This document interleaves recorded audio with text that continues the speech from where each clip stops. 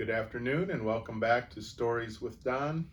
Continuing to read The Horse and His Boy, part of the Chronicles of Narnia by C.S. Lewis. Today we are on chapter 13 and it is entitled The Fight at Anvard. By about 11 o'clock, the whole company was once more on the march, riding westward with the mountains on their left. Corin and Shasta rode right at the rear with the giants immediately in front of them. Lucy and Edmund and Peridan were busy with their plans for the battle, and though Lucy once said, "But where is his goose-cap highness?"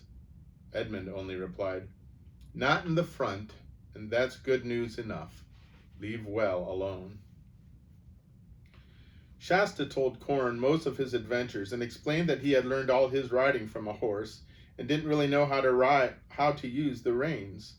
Corin instructed him in this, besides telling him all about their secret sailing from the Tashbaan. "And where is the Queen Susan?" "At Cair Paravel," said Corin. "She's not like Lucy, you know, who's as good as a man, or at any rate as good as a boy. Queen Susan is more like an ordinary grown-up lady. She doesn't ride to the wars, though she is an excellent archer." The hillside path which they were following became narrower all the time, and the drop on their right hand became steeper. At last they were going in single file along the edge of the precipice, and Shasta shuddered to think that he had done the same last night without knowing it. "But of course," he thought, "I was quite safe. That is why the lion kept to my left. He was between me and the edge all the time." Then the path went left and south away from the cliff, and there were thick woods on both sides of it, and they went steeply up and up into the pass. There would have been a splendid view from the top if it were open ground, but among all those trees you could see nothing.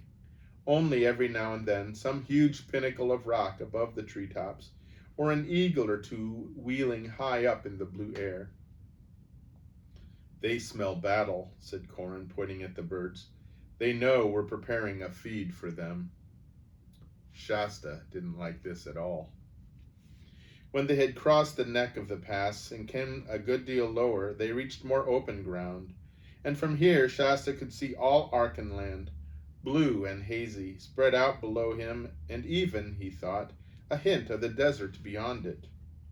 But the sun, which had perhaps 2 hours or so to go before it set, was in his eyes, and he couldn't make things out distinctly.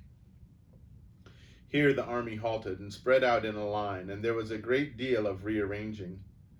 A whole detachment of very dangerous-looking talking beasts, whom Shasta had not noticed before, and who were mostly of the cat kind, leopards, panthers, and the like, went padding and growling to take up their positions on the left. The giants were ordered to the right, and before going there they all took off something they had been carrying on their backs and sat down for a moment. Then Shasta saw what they had been carrying and were now putting on were pairs of boots. Horrid, heavy, spiked boots which came up to their knees. Then they sloped their huge clubs over their shoulders and marched to their battle position. The archers, with Queen Lucy, fell to the rear, and you could first see them bending their bows and then hear the twang-twang as they tested the strings. And wherever you looked, you could see people tightening girths, putting on helmets, drawing swords, and throwing cloaks to the ground. There was hardly any talking now. It was very solemn and very dreadful. "I'm in for it now. I am really in for it now," thought Shasta. Then there came noises far ahead, the sound of many men shouting, and a steady thud, thud, thud. "Battering ram," whispered Corin. "They're battering the gate." Even Corin looked quite serious now. "Why doesn't King Edmund get on?" he said. "I can't stand this waiting about. Chilly, too." Shasta nodded, hoping he didn't look as frightened as he felt. The trumpet at last! On the move now trotting, the banner streaming out in the wind. They had topped a low ridge now, and below them the whole scene suddenly opened out, a little many-towered castle with its gate toward them. There's a little picture of the castle.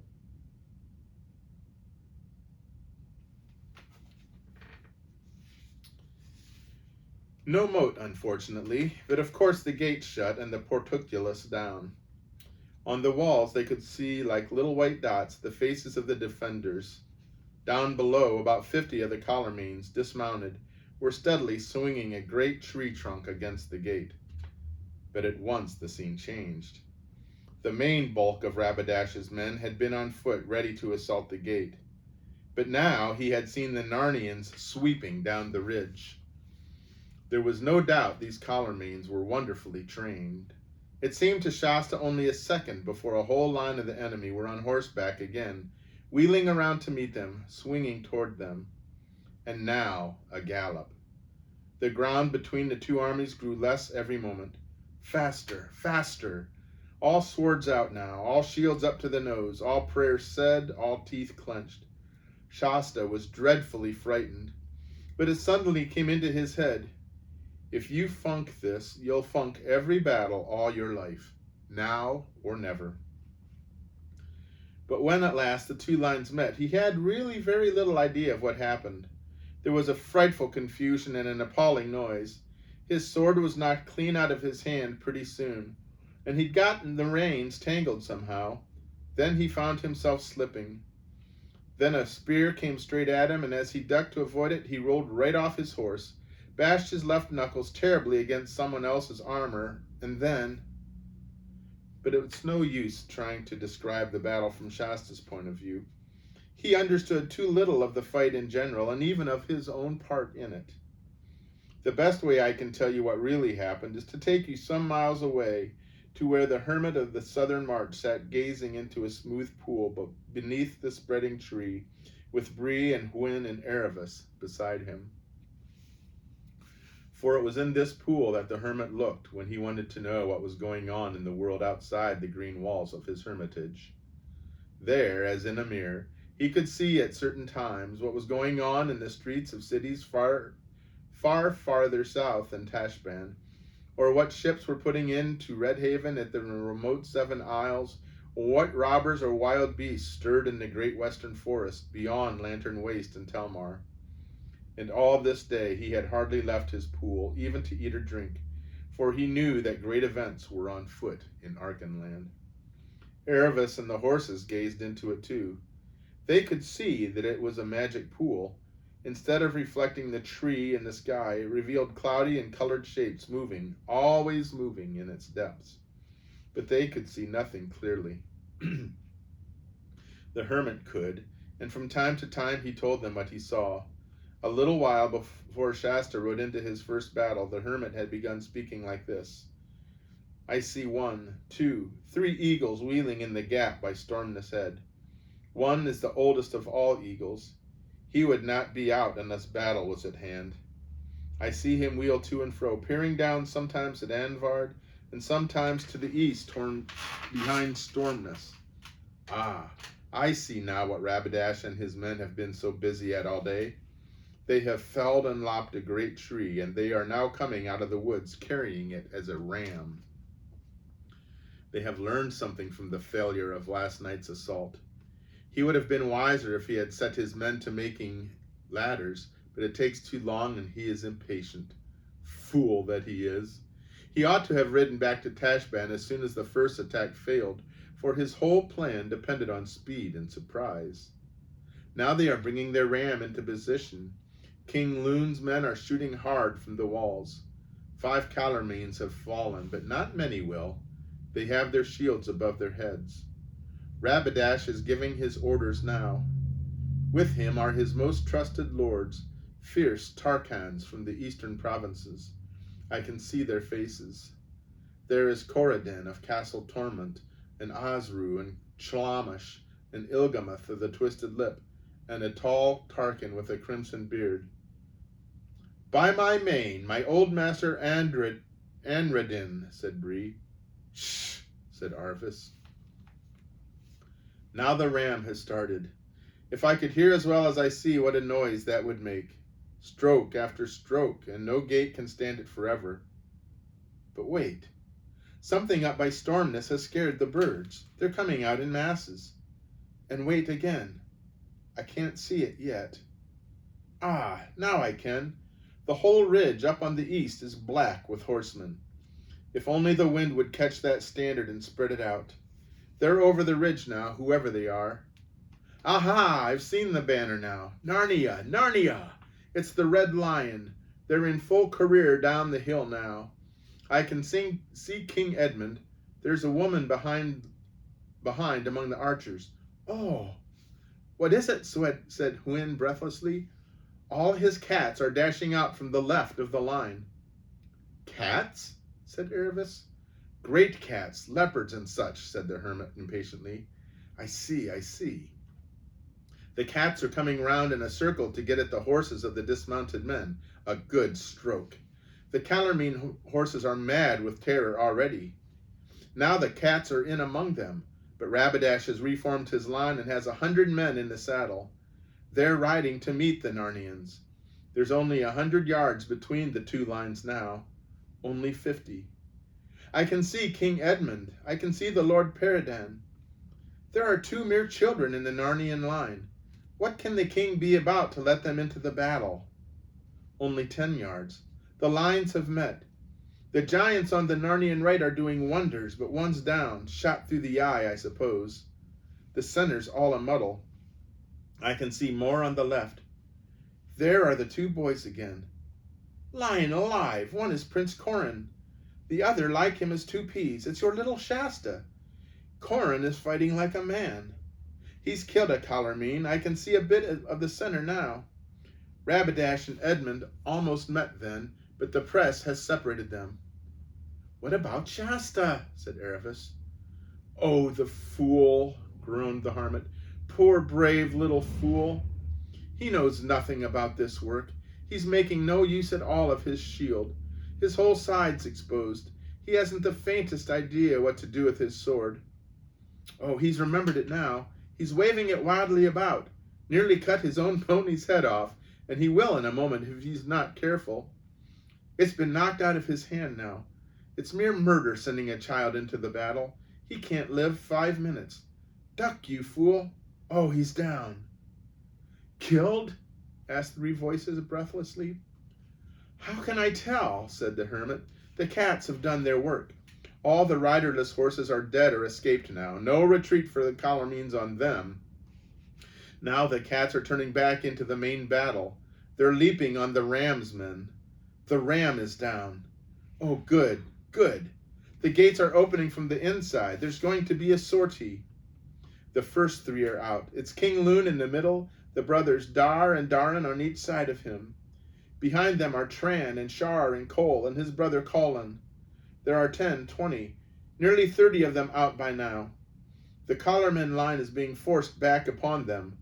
King Edmund is dealing marvelous strokes. He's just slashed Corridin's head off.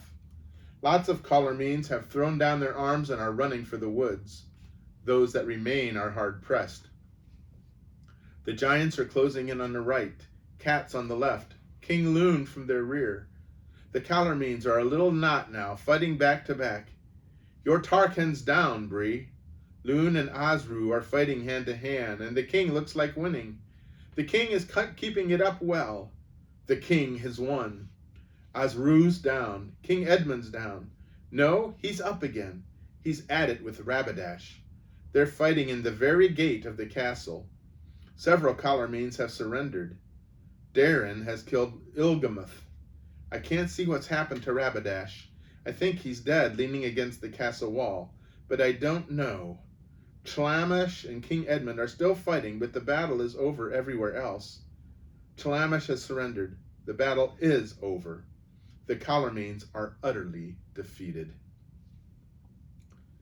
When Shasta fell off his horse, he gave himself up for lost.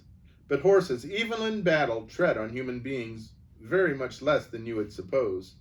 After a very horrible 10 minutes or so, Shasta suddenly realized that there were no longer any horses stamping about in the immediate neighborhood, and that the noise, for there was still a good many noises going on, was no longer that of a battle. He stood up and stared about him. Even he, little as he knew of battles, could soon see that the Archenlanders and Narnians had won. The only living Calormenes he could see were prisoners.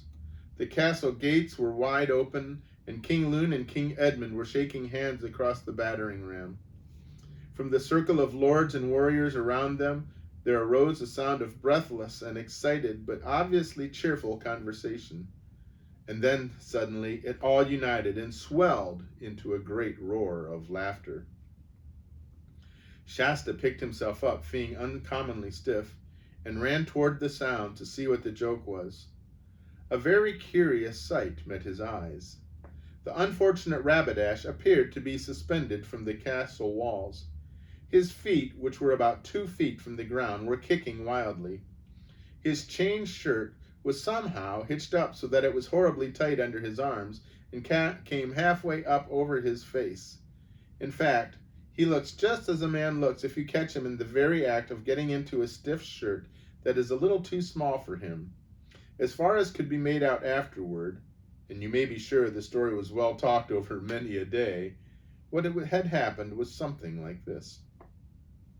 Early in the battle, one of the giants had made an unsuccessful stamp at Rabadash with his spiked boot. Unsuccessful because it didn't crush Rabadash, which was what the giant had intended, but not quite useless because one of the spikes tore the chain mail, just as you or I might tear an ordinary shirt. So Rabadash, by the time he encountered Edmund at the gate, had a hole in the back of his hauberk. And when Edmund pressed him back nearer and nearer to the wall, he jumped up on the mounting block and stood there, raining down blows on Edmund above. But then, finding that this position, by raising him above the heads of everyone else, made him a mark for every arrow from the Narnian bows, he decided to jump down again. And he meant to look and sound. No doubt for a moment he did look and sound, very grand and very dreadful as he jumped, crying, "The bolt of Tash falls from above." But he had to jump sideways because the crowd in front of him left him no landing place in that direction. And then, here's a picture of him stuck on the wall.